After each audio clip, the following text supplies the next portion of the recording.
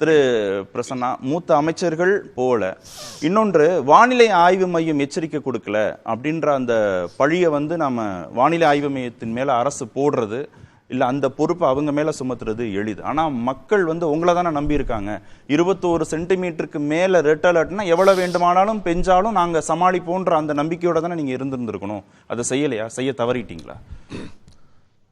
தாடிகள் எல்லாம் தாகூரா, மீசைகள் எல்லாம் பாரதியா, காவி சட்டை போட்டா சன்னியாசியா அப்படிங்கிற அந்த பார்வை என் முதல் கட்ட பார்வையா வச்சுட்டு, நீங்க இந்த விஷயத்தை பொறுத்த வரைக்கும் ஒரு அரசாங்கம் எப்படி செயல்பட வேண்டும், தலைப்புக்கு என்ன சம்பந்தம் இல்ல அதுக்கு புரிய வேண்டியவங்களுக்கு புரியும். இப்ப நாடகம் ஷூட்டிங் இதெல்லாம் பேசினாங்கல்ல, அது அவங்களுக்கு புரியும். யாரு ஷூட்டிங் நடத்தினா அப்படிங்கிற விஷயத்துக்கு வர்றதுக்கு முன்னாடி சில விஷயங்களை, புள்ளி விவரங்களை அரசினுடைய பிரதிநிதியாக பண்ண வேண்டிய பொறுப்பு மேட்ட இருக்கு. ஏன் நீங்க இந்த மெட்ரலாஜிக்கல் டிபார்ட்மெண்ட்டை இன்னும் இம்ப்ரூவைஸ் பண்ணல, ஏன் நீங்க பண்ண மாட்டேங்கிறீங்க? எவ்வளவோ நிதியை கொண்டு போய் கொட்டுறீங்க, ஆனா அது குறித்தான முன்னேற்ற பார்வைகளை ஏன் செய்ய மாட்டேங்கிறீங்கன்னு ஒரு கேள்வி வச்சா, பேரிடர்னா 21 சென்டிமீட்டருக்கு மேல வந்தா நீ என்ன வேணாலும் நீ தான் பாத்துக்கணும் அப்படின்னு சொல்றீங்க. நாங்க பாத்துக்கிறோம், உங்ககிட்ட எதுக்கும் வரல, அது ஒரு விஷயம். இந்த ரெட் அலர்ட் அறிவிக்கப்பட்ட உடனேயே மாண்புமிகு முதலமைச்சர் அவர்கள் 4 மாவட்ட ஆட்சித்தலைவர்களோடு நேரடியாக காணொலி வாயிலாக தொடர்பு கொண்டு, மழை வர்றதுக்கு முன்னாடியே, வருவதற்கு முன்பாகவே பேசுகிறார். எந்தெந்த இடங்கள்ல பாதுகாப்பு மையங்கள் ஏற்படுத்தணும், எந்தெந்த இடங்கள்ல மக்களை தங்க வைக்க போறீங்க, எவ்வளவு உணவு ஏற்பாடு, பொருட்கள் சேதம் எப்படி வரும், இந்த புள்ளி விவரங்களை எல்லாத்தையும் அறிஞ்சு 4 மாவட்ட செயலாளர்களோடு, மாவட்ட ஆட்சித்தலைவர்களோடு நேரடியாக பேசுகிறார். எப்போதும் இல்லாத வகையில் மழையின் தீவிரத்தை உணர்ந்து 4 மாவட்டங்களிலும் பள்ளமான கரையோர பகுதிகளில் இருக்கக்கூடிய மக்கள் தங்குவதற்கு பாதுகாப்பான இடங்களும், அந்த இடங்களை நிர்வகிக்க தாசில்தார், RDO உள்ளிட்டவருடைய எண்கள், தொலைபேசி எண்களும் கொடுக்கப்பட்டு பொது வெளியில் பகிரப்பட்டது. இதற்கு மேற்பார்வையிடுவதற்கு 4 சீனியர் மோஸ்ட் IAS அதிகாரிகள். அதற்கு பிறகு மழை பொழிகிறது. சீனியர் மோஸ்ட் IAS அல்ல, மானிட்டரிங் ஆபீசர்னு இன்னொரு 4 IAS அதிகாரிகளை மழை பெய்து கொண்டிருக்கிற போதே முதலமைச்சர் அறிவிக்கிறார். மழையின் தாக்கங்கள் குறித்து நேரடியாக தொடர்பு கொள்கிறார். அதற்கு பிறகு கிட்டத்தட்ட 9 அமைச்சர்களை அவர் களத்துக்கு அனுப்புறார். இன்னைக்கு நேரு அவர்கள் எங்கள் இயக்கத்தினுடைய மிக மூத்த அமைச்சர், வேட்டியை மடிச்சு கட்டிக்கிட்டு முட்டிக்கு மேல இருக்கிற தண்ணியில நடந்து போய்கிட்டு இருக்கிறாரு. கணுக்கால் அளவு தண்ணியில நயினார் நாகேந்திரன் புல்டோசர்ல இருந்து போட்டோ ஷூட் நடத்தினதை நான் ஸ்ரீகாந்துக்கு தாழ்மையோடு தெரிவிச்சுக்க விரும்புறேன். 2வது, கனிமொழி அவர்கள் தூத்துக்குடியினுடைய நாடாளுமன்ற உறுப்பினர், தம் மலையில ஒரு பெண்ணென்றும் பாராமல் தன்னுடைய உடலில் பாதி அளவு நனைந்து கொண்டு போய் மக்களை பாதுகாக்கிற ஒரு பணியை இயக்கத்தின் தலைவர் உத்தரவிட்டு அவர் செய்து கொண்டிருக்கிறார். இந்த பாஜக போட்டோஷாப் அரசியல் என்ன சொல்லுகிறது? பாரிஸ் சஸ்பெண்டட் எம்பின்னு அவங்க தேசிய பொதுச் செயலாளர்கள் ஒருத்தர் பேராசிரியருக்கு படிச்சாரானே தெரியல, அவர் ட்விட்டர். இதுல களத்தில் மக்களோடு நின்று மாண்புமை சிறப்பு செயலாக்கத்துறை அமைச்சர் அண்ணன் உதயநிதி 3 நாளா தூங்கலங்க. களத்துல போய் நிற்கிறார், மக்களோடு மக்களாக பயணிக்கிறார். தன் இடுப்பளவு தண்ணியில போய் மக்களை காப்பாற்றுறார். சொன்னாரே, சுய அறிவு வேண்டும் அல்லது சொந்த அறிவாவது வேண்டும். அங்க போய் ஒரு டைரக்டர் ஷூட்டிங்க்கு இடம் பார்க்க போறேன்னு கொச்சையா வாய் கூசாம எரிகிற வீட்டுல எதை புடுங்கலான்னு பேசுற வார்த்தைகள் இருக்குல்ல. தன்னுடைய தந்தை புளியங்குளம், அந்த மாரி செல்வராஜனுடைய, என் சகோதரன் மாரி செல்வராஜ், அவனுடைய ஊர் புளியங்குளம், அவங்க அப்பா வெள்ளத்துல மாட்டிக்கிட்டார். தன் தந்தையை காப்பதற்கு போனா ஷூட்டிங்க்கு இடம் தேட போறேன்னு சொல்ற அயோக்கியத்தனம் இருக்குல்ல.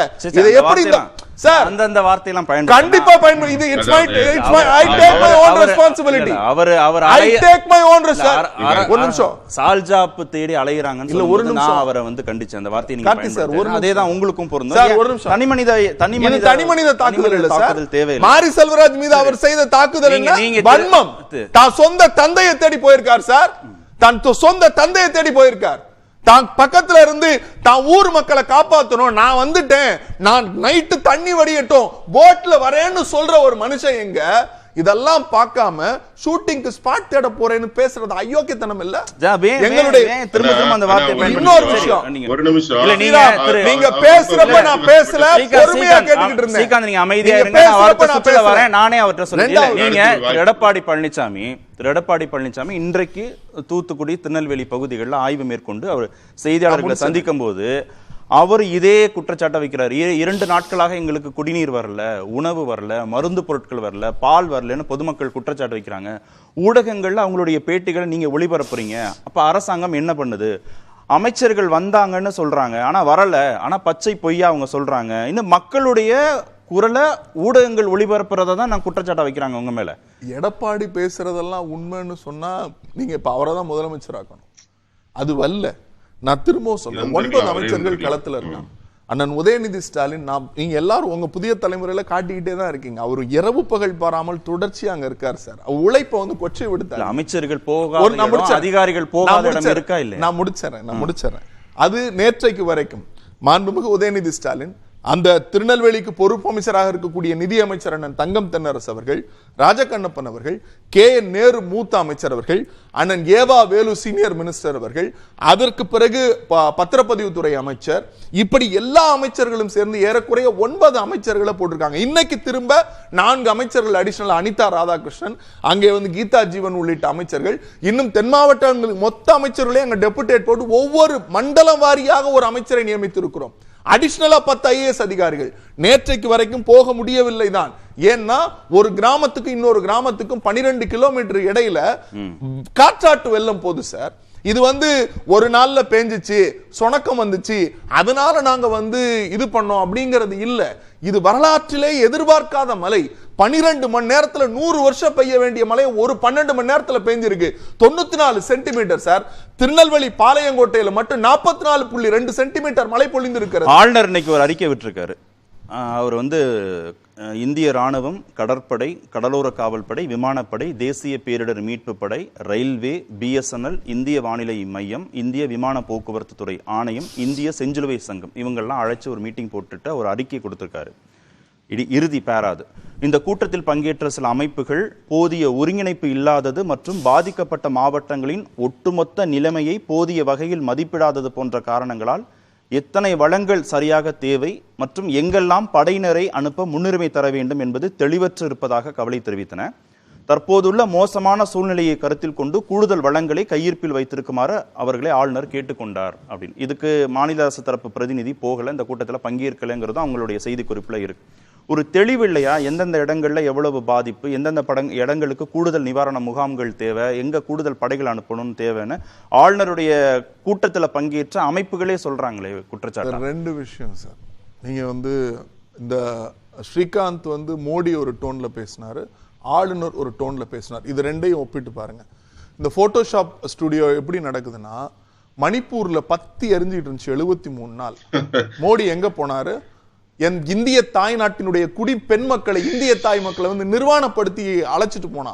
மோடி அங்க போய் நின்னாரா? இல்ல பனாமா நாட்டுல போய் கூத்தடிச்சிட்டு இருந்தார், கூத்தாடிக்கிட்டு இருந்தார். அதை கடந்து டெல்லி பற்றி எறிந்தப்ப மோடி எங்க போனார்? இதெல்லாம் கேட்டா அதே டோன்ல ஆளுநர் ஒரு அரசியல் செய்கிறார். என்ன அரசியல் செய்கிறார் ஆளுநர்? என்ன அரசியல் செய்கிறார்? நீங்க மாவட்ட ஆட்சித்தலைவர்கள் அங்க போராடிக்கிட்டு இருக்காங்க. ஒரு நொடி பிரச்சனை. ஸ்ரீகாந்த் சார், ஒரே ஒரு நொடி இல்ல, ஒரு நொடி சார்.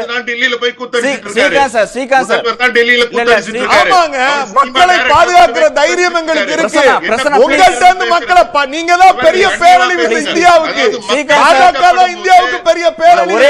அந்த பேரழிவில் இருந்து மக்களை காப்பாற்றணும். ஸ்ரீகாந்த் இல்ல ஸ்ரீகாந்த் பேரழிவில் இருந்து காப்பாற்றணும். நீங்க என்ன ஒரே ஒரு நொடி இல்ல ஸ்ரீகாந்த் கிண்டல் பண்றீங்க. கண்டிப்பாங்க.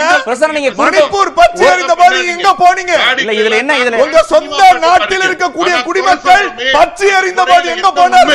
பிரசன்னா ஒரு நொடி பிரசன்னா. ஸ்ரீகாந்த் சார் ஒரு நொடி அமைதியா இருங்க. இல்ல நீங்க அமைதியா இருங்க. இல்ல ஸ்ரீகாந்த் சார், நீங்க டெல்லி பச்சை எறிஞ்சப்ப மோடி எங்க போனார்?